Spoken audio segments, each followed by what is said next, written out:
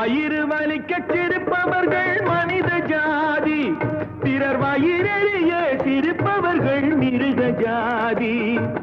மனிதன் என்ற போர்வையில் மிருகம் வாழும் நாட்டிலே நீதி என்றும் நேர்மை என்றும் எழுதி வைப்பார் ஏட்டிலே,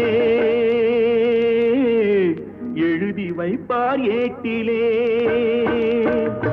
அங்கே சிரிப்பவர்கள் சிரிக்கட்டும், அது ஆணவ சிரிப்பு.